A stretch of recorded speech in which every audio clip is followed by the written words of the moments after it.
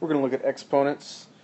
The very most basic concept of an exponent is if I have 2 to the third power, that means I'm taking 2 times 2 times 2.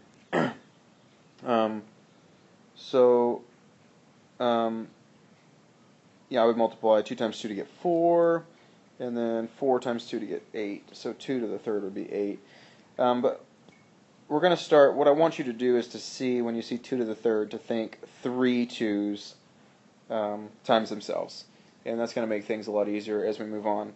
The thing that I just want to make sure is perfectly clear is, again, the difference between this, that's a 2, and this. This top one is actually simplified. There's nothing else I can do to that. Reason being, the rule is that an exponent only applies to what's directly in front of it, unless it's outside parentheses, and then it applies to everything inside of it. So in this case, the 2 only applies to the x. It does not apply to the 2, it does not apply to the negative. So I have 1 negative, I have 1 2, and I have 2 x's. So the simplified version looks exactly like I had before.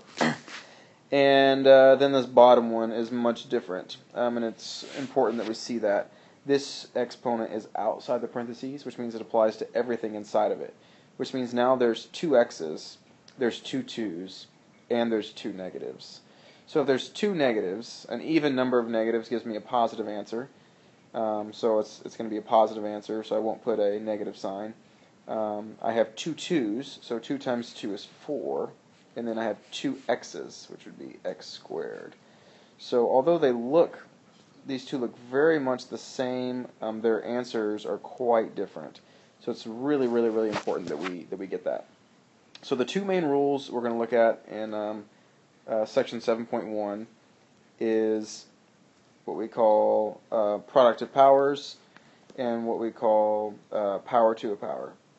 So if I have x squared times x to the third,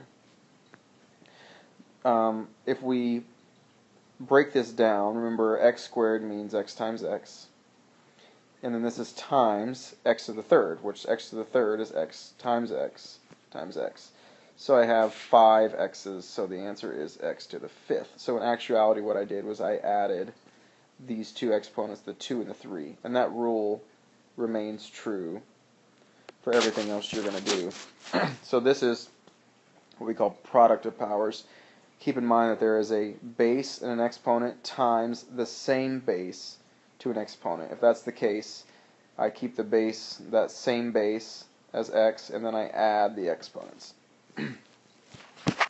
So now let's look at the next rule, which is power to a power.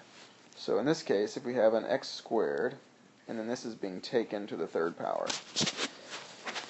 So in this case, remember that the squared means that there's 2 x's, so it's x times itself twice.